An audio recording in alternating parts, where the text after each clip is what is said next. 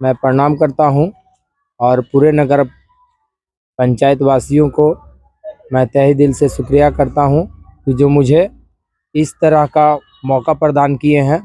और मैं विश्वास दिलाना चाहता हूं कि पूरे समाज को लेकर के मैं एक रास्ता पे लाऊंगा और जो भी समस्या रहेगी हर एक समाज के लिए मैं खरा उतरूंगा। किस तरह का मुख्य मुद्दा जो होगा खिजरसराय नगर पंचायत वो जिसको प्राथमिकता आपने अभी तक बनाई होगी? क्या पिछले बार भी चुनाव में आप आए, इस बार आप आए हैं, तो क्या मुद्दा होगा प्रमुख रूप से जिसको आप जीतने के बाद उठाएंगे? सर, पिछले बार तो मैं चुनाव लड़ा था और तीसरा नंबर पे रहा था, उपाध्यक्ष पद पर खड़ा था और उसमें बाजार से लोग 5-6 लोग खड़ा हो गए थे। इसके कारण बस थोड़ा सा के लिए छूट गए थे। इस बार पूरे नगर पंचायत और हर एक तरह के लोग ने मुझे बोला कि धीरज, थोड़ा सा के लिए अगला बार से चूक गए थे, इस बार आप आइए। और पूरा बाजार, बैस और अति पिछड़ा हर एक समाज के लोग ने आह्वान किया कि धीरज, एक बार आप मेयर पद पर नामांकन करवाइए अपनी पत्नी को, और हमें मौका दिया है। मैं इस मौके को भरपूर जितना भी मुझसे हो सके मैं कोशिश करूंगा कि जनता का जितना भी समस्या रहेगा मैं खरा उतरूंगा। मेरा नाम धीरज कुमार, मेरी पत्नी सुनीता कुमारी जो मुख्य पार्षद का चुनाव लड़ रही है, जिसका चुनाव चिन्ह है चरखा छाप, क्रमांक संख्या 9 पर भारी मतों से उनको विजय बनाए, ईवीएम का 9 नंबर बटन दबा करके। अभी मुझे जानकारी मिली है कि नगर पंचायत वासियों से मुझे फ़ोन आ रहा है कि मेरा आईडी जो है वो फेक आईडी बना करके मुझे विरोधियों ने जो भी समस्या का जो निराकरण मैं निकालने वाला था उसे विफल करने का कोशिश किया जा रहा है। मेरा फेक आईडी बना करके गलत प्रचार किया जा रहा है।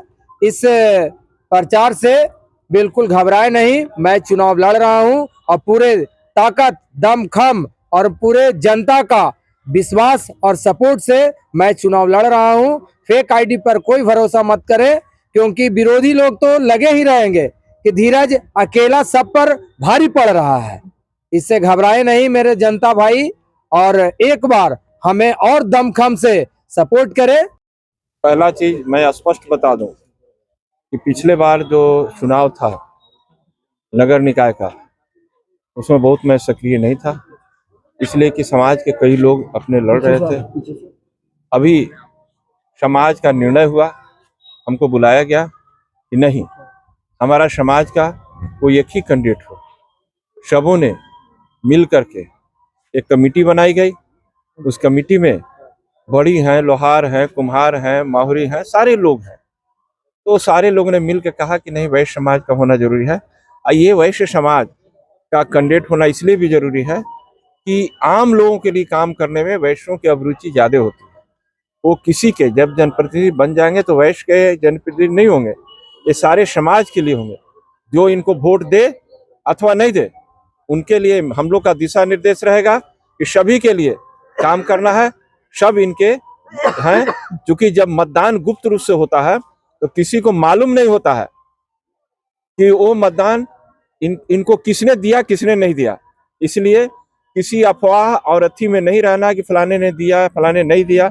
नहीं, सभी हमारे लोग हैं, सबों ने मिल करके हमको मतदान किया है। इसके आगे मैं अपने वैश्य समाज के सभी जो जनप्रतिनिधि होते हैं उनसे आग्रह करते हैं कि सबके लिए हमको काम करना है। और मेरा नारा है, एक बने नेक बने, वैश्य एकता, राष्ट्र एकता। हम लोग राष्ट्र के लिए काम करते हैं, राज्य के लिए काम करते हैं, समाज के लिए करते हैं, और सभी समाज के लोग हमारे लिए समान हैं। और यहाँ हम सुबह से हर एक मोहल्ले में घूमे हैं, लोग का फीडबैक आ रहा है, सभी समाज के लोग सुनीता जी को मतदान कर रहे हैं और सुनीता जी से उम्मीद रखे हुए हैं कि सुनीता जी सबके लिए काम करेंगी।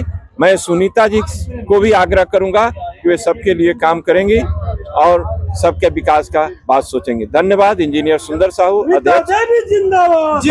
पंचायत के मुख्य पार्षद की जो चुनाव हो रही है, हमारी वैश्य समाज के शिक्षित महिला सुनीता कुमारी, जिनका चुनाव चिन्ह चरखा छाप है, 9 नंबर पर बटन दबाकर हमारे सुनीता कुमारी को विजय बनाने का प्रयास करें।